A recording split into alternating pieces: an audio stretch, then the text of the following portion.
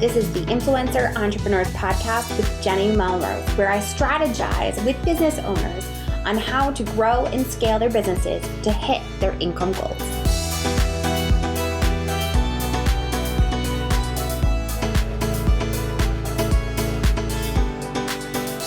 This is episode 268 of the Influencer Entrepreneurs Podcast with Jenny Melrose.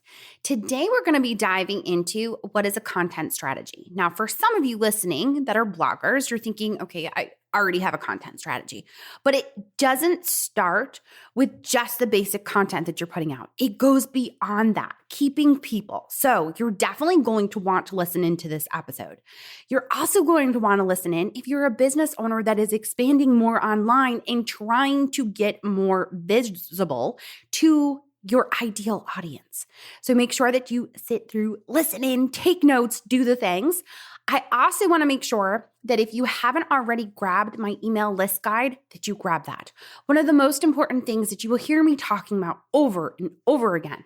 It's great to have a content strategy, but you need to be building your email list because that is going to come into play in your strategy. Every strategy that you have out there, whether you are a blogger, whether you think of yourself as an Instagram influencer, a TikTok influencer, a business owner that works one-on-one with clients, whatever that looks like for you, you still need to have an email list. So make sure if you haven't already grabbed that guide, you do so. Now, I have a little something extra, a little something special for you this episode. I actually am going to offer to those of you listening that are listeners of the podcast, because you're obviously listening, you must be, that if you leave a rating and review, and then head over to my Instagram at Jenny_Melrose. Leave me either a screenshot of it or just send me a DM saying, hey, I left a review. This is the name that I left it under. I'm going to do a content strategy audit for you for free. So that is going to be something that I'm going to make available to whenever you are listening. It doesn't make a difference if you listen on the day that this comes out or if you listen a year from now and you hear about this opportunity that I'm offering to you. You leave a rating and review on your favorite podcasting app and then send me a DM on Instagram at Jenny_Melrose. Hey, I just left a review under this name and tell me the name that you left it under. I'm then going to send you a content strategy audit. Take a look at all the things that you have going on and see how it's working. All right. So go and leave a review if you haven't already. You're in your podcasting app listening. Just do it real quick. Takes 2 seconds, I promise. All right. So let's talk about what is a content strategy? What does that consist of? What does it look like? All right. So your content strategy is the actual content, quality content that you are putting out there that is going to attract your ideal audience and keep them coming back to you continually. They're not one and done. They are actually coming back to you and relying upon you as the expert. You've heard me say in multiple episodes that 2022 is all about being that expert. Well, in order to be seen that way, you have to have quality content. And part of that is in the strategy in which you are going to continue to move people along your content, your services, your products. So that also comes into play with being able to offer them different opportunities to continue to work with you, to become a more of a buy-in with your audience. So if we're doing it from the standpoint of a blogger, you are attracting that audience probably naturally with your quality content that you're already putting out. But the problem that we often see when you're relying upon simply ads is that many of us in the past relied on Pinterest. And we know that Pinterest traffic was a one and done. They didn't come back. You weren't collecting email addresses. There was nowhere else for them to go.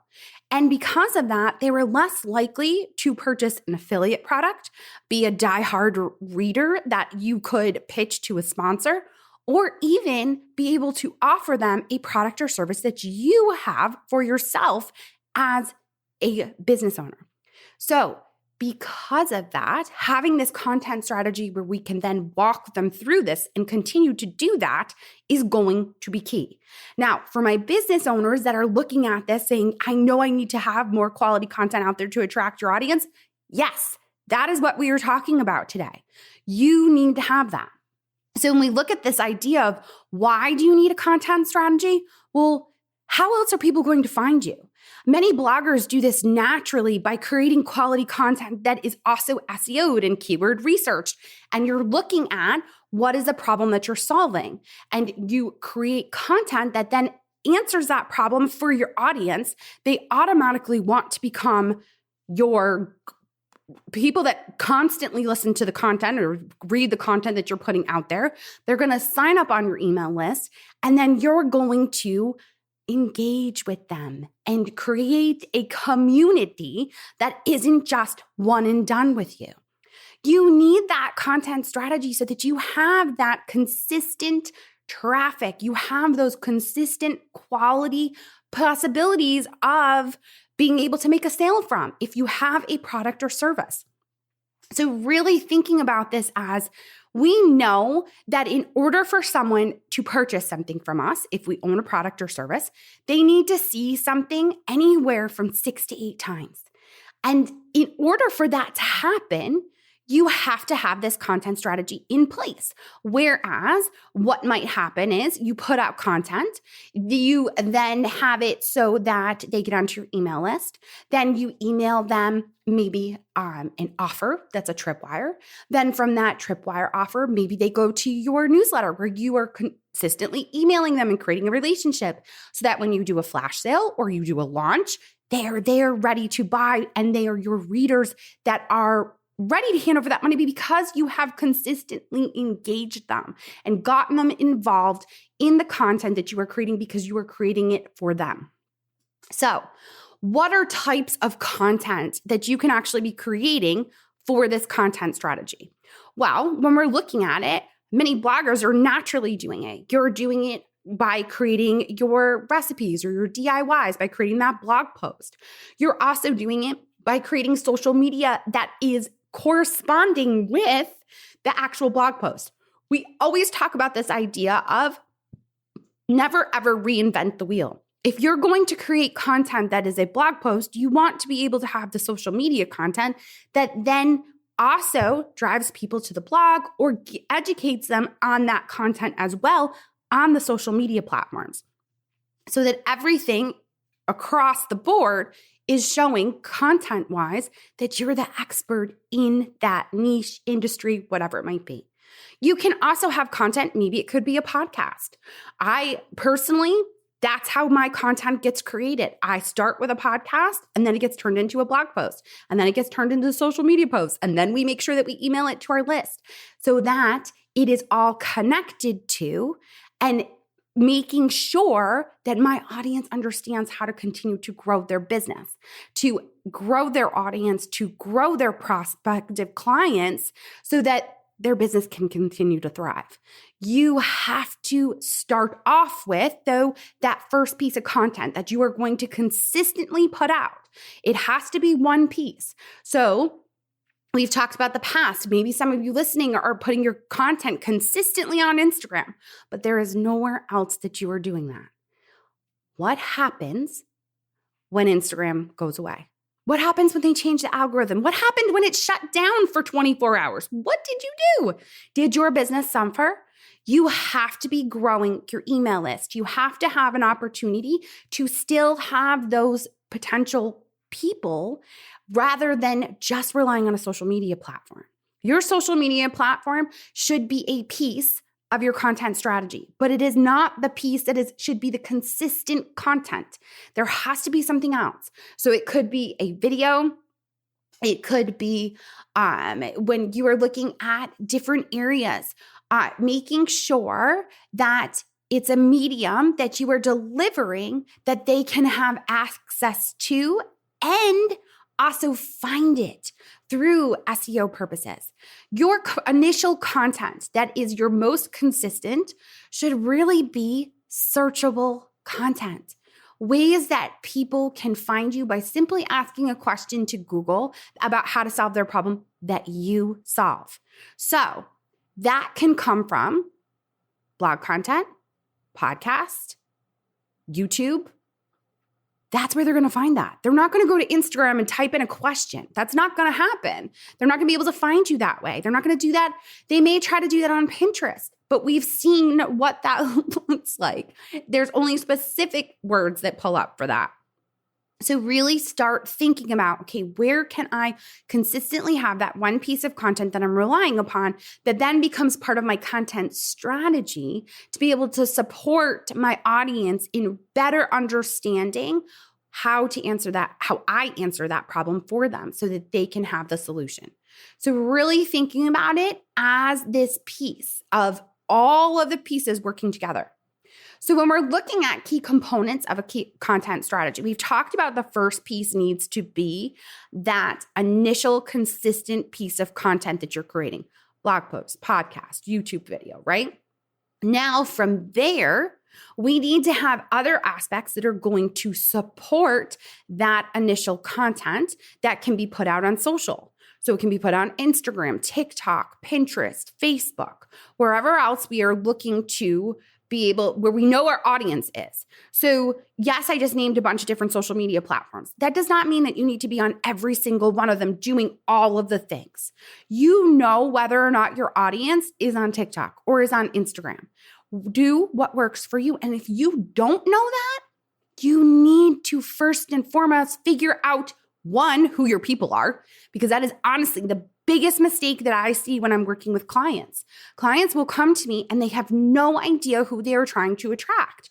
They will decide to pivot and then get frustrated when it feels like they're starting over when they do that pivot. Listen, I've been there. I did that with the Melrose family. I understand.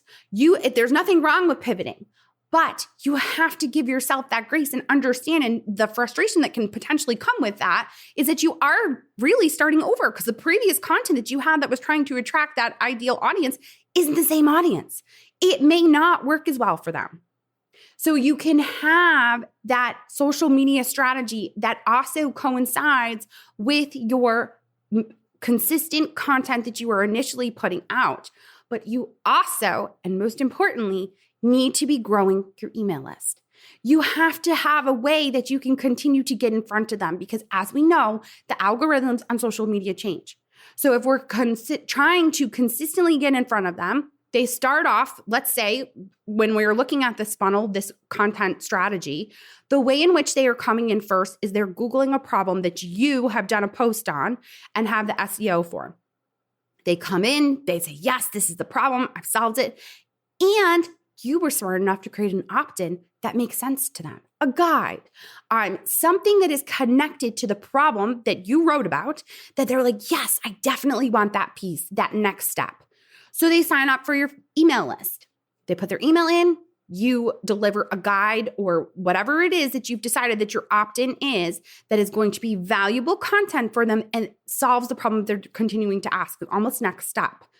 Now, once they do that, you have them on your list so that you can show them, yes, I answered this one problem that you Googled, but I can answer all the problems around this specific topic. So that if they're really wanting to become healthier when it comes to someone that maybe that's like immune compromised, holy moly, I couldn't get that word out. Immune compromised, and you provide articles on different ways in which they can become healthier, then that's what we want to continue to show them, that you're the expert. One article isn't going to do it. You need to have multiple touch points with them that shows that you are that expert. So now they come into your email list. And like I talked about before, if you have a product or service that you offer, maybe you have a book all about how to become healthier if you are immune compromised, then that would get offered to them. It would be part of those sales emails that you initially send to them. Maybe you offered a tripwire, and all a tripwire is a discounted price initially for new people that are coming on. So you want something that is below $25 for that tripwire because that is their first attempt at giving money. It's their first chance to gain trust with you. Once people have put down money and then see results based on that, it is that much easier to offer them the bigger and better next step that might be a higher priced course, workshop, one-on-one, whatever that might look like for you and your business.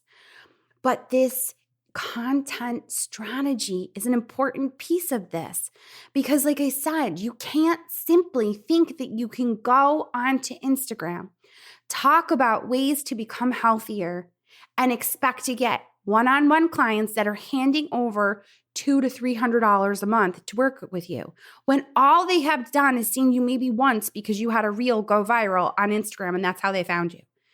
You have to be able to have more of a strategy that is going to give them more touch points, show how that you are an expert and isn't just simply a reel that maybe lasts 15 seconds that, yes, they connected with and they're going to look for more information about you.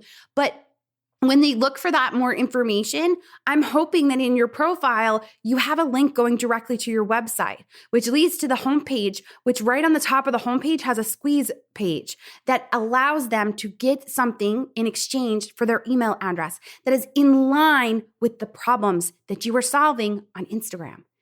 This is a content strategy, having everything connected, knowing that you have a product or service or knowing that you're good at something. And at the end, you continue to create content around that so that you continue to attract those ideal audience members to you.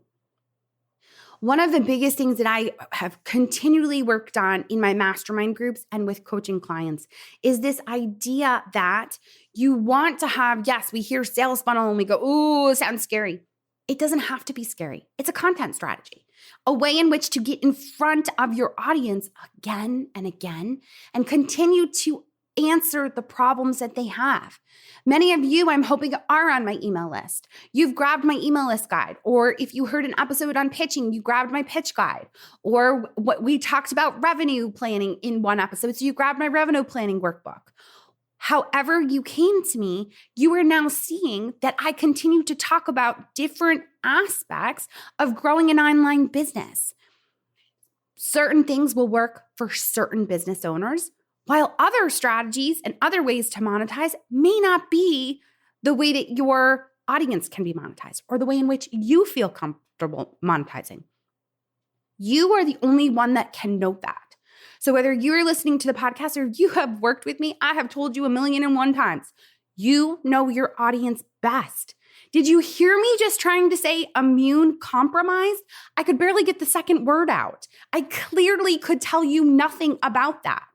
But if that is who your audience is, you know what they need the most, not me.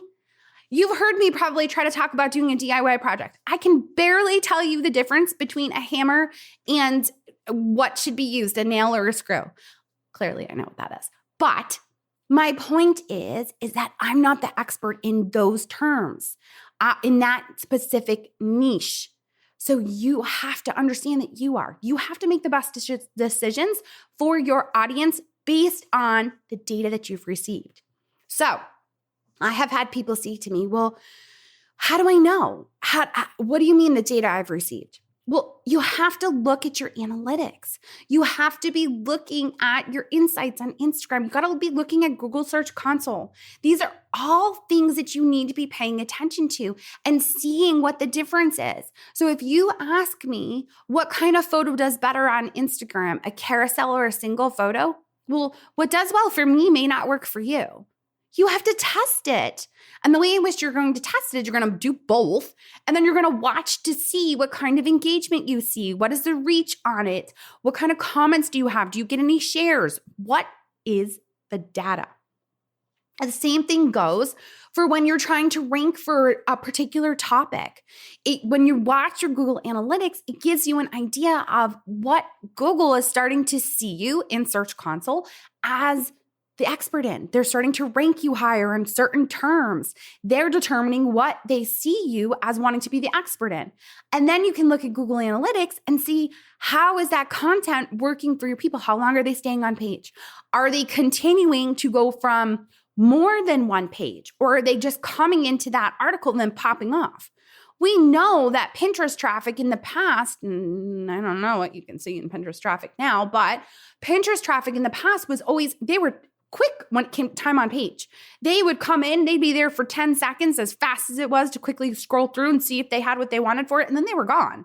You didn't get them to get to take a look at multiple pages. They didn't opt in. They were much harder to get to opt in because they were coming in, they were quick kind of traffic.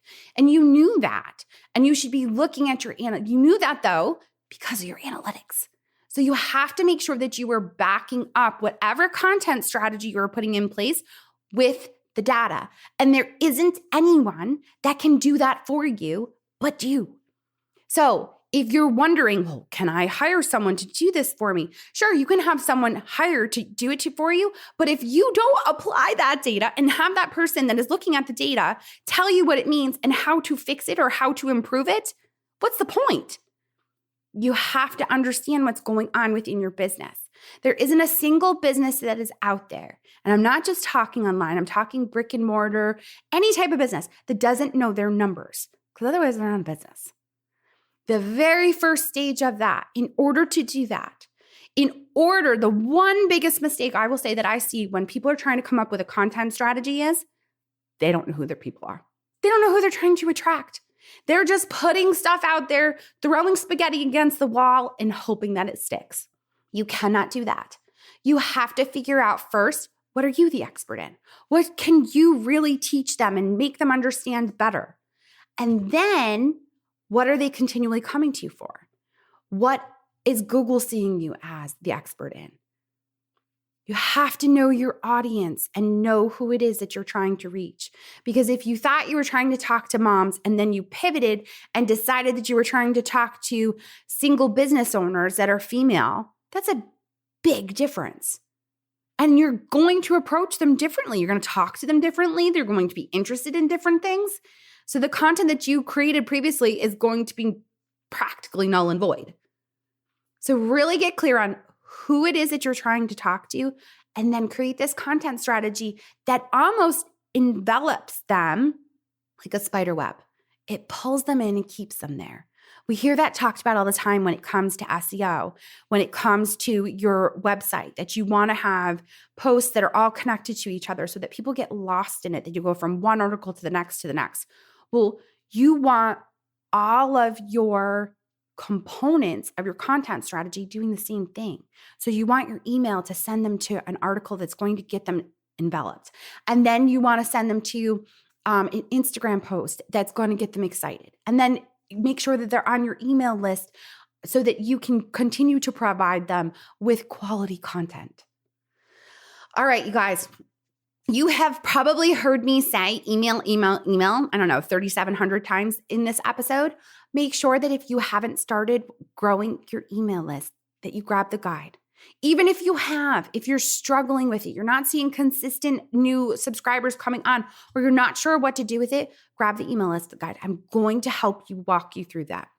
Also, don't forget that I gave you that opportunity that if you leave a rating and review and you send me a DM on Instagram at Jenny_Melrose telling me you left a rating review with your name that you left it under, I will do a content strategy audit to your business starting in Instagram for free. So send me those, leave me a rating and review so that I can make sure that we get started on those and really figure out what your content strategy should look like for you and your business goals. All right, you guys, until next time, I will see you all then.